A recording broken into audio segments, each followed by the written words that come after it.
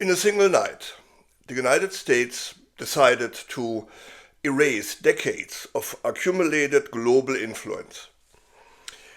We're talking about more than just strained trade relations with EU, Mexico, and China, or withdrawing from the World Health Organization, as bad as that is.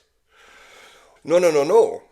We're talking about an act of willfully institutional sabotage, committed by the Orange Fascist Gangster in the Whitehouse. With a stroke of a pen, nearly 30 US career ambassadors were ordered home with no forewarning. This diplomatic nonsense dramatically increased the political chaos created by the 80 empty posts that already existed.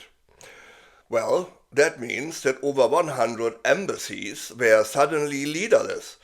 More than half of the diplomatic presence of the world's most powerful country is currently abandoned. But absence is never neutral.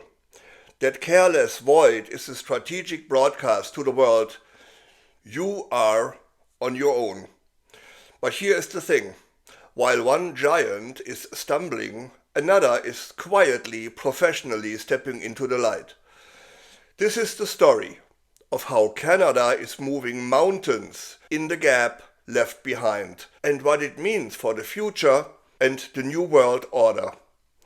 We will explore this massive subject across 4 core acts. First, the mirage of America's strengths. Second, Carney's strategic masterstroke. Third, the quiet Canadian victory. And fourth, we draw our conclusion. The latest political stunt by the Orange Fascist Gangster, convicted felon, and twice impeached President Donald Trump involves Venezuela, where he claims that US companies will rebuild Venezuela's infrastructure and get the oil pumping in under 18 months. He also promises a massive government reimbursement of the costs.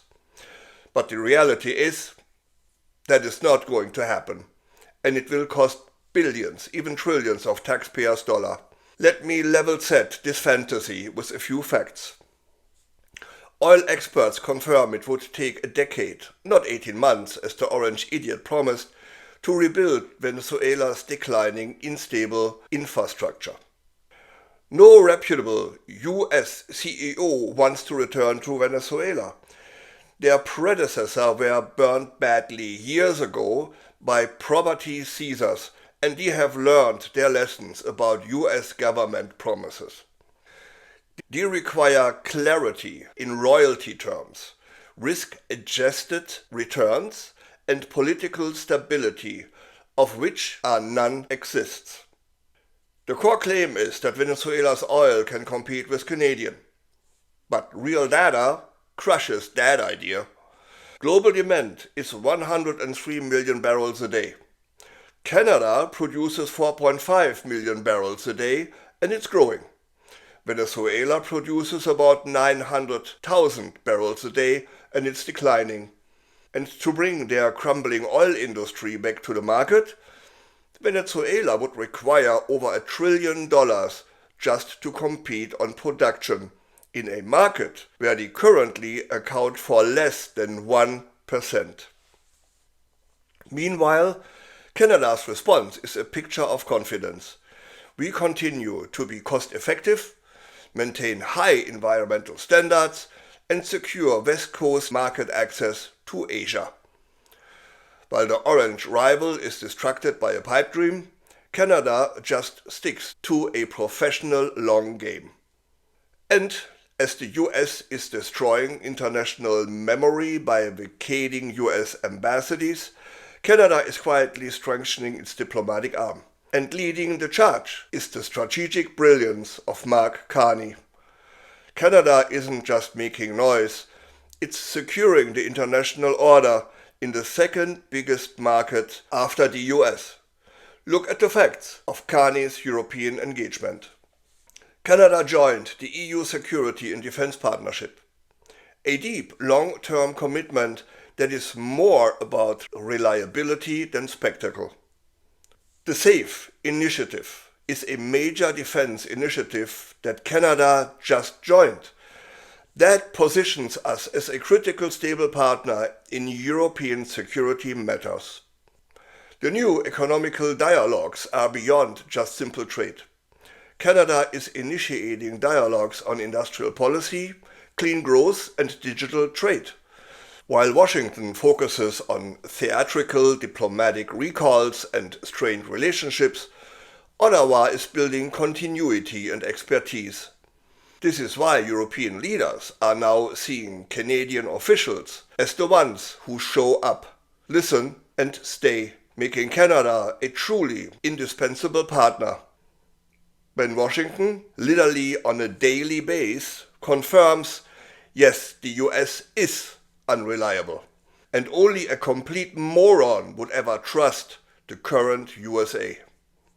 But Canada's professionalization extends beyond Europe. Where America voluntarily gave up ground, Canada's patient professionally approach is paying dividends across the globe because Canada steps up and fills the void the US is creating. Put this in professional contrast. While the US promotes political donors, as commonly known as bribe, Canada ambassadors are chosen for their expertise, multilingualism and international stability. This professionalism is what makes them a reliable partner in places where American commitment only proves theoretical. Canada's global expansion has significantly deepened trade, security and defense ties with major nations, including Indonesia, Indo-Pacific nations and strategic relationship with Asian nations like Vietnam, Malaysia and the Philippines. Those are not photo ops or headline deals. Not at all, simply because Carney is not Trump. Instead, those are the careful cultivations by a trustworthy nation, Canada. And get this, there is even a talent drain. Experienced American diplomats dismissed because of their refusal to pay Trump for political favors are now retiring. And what do? They take their expertise and applying to Canadian foreign policy hubs. Canada is seeing a quiet influx in world-class knowledge, fundamentally changing the balance of power on a granular level.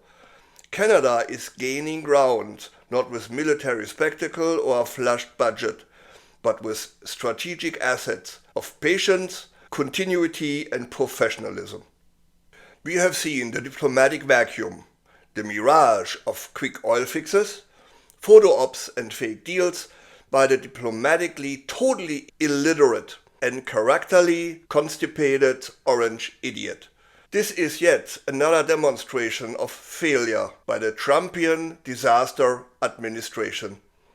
And in contrast to that, there is the new strategic way Carney is using. Professional, steady diplomacy to fill the void, from the EU to the Indo-Pacific.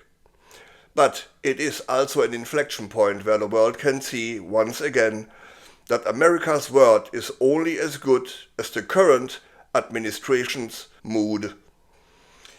In the world of Trump's disaster administration, a world without guarantees, Canada's continuity and expertise are strategic, sought-after assets. Canada is forging coalitions, hosting negotiations and creating stability where the US has retreated. Now I want to know what you think. Do you think that the Western world can strategically operate in Trump's volatile world and avoid a disaster? Please let me know in the comments below. And don't forget to subscribe for more deep dives on the quiet shift, nevertheless shaping the global power. Because we are the true North, the strong and free. Thanks for watching. I'm Wilfried Lemkuller from Europe Curious.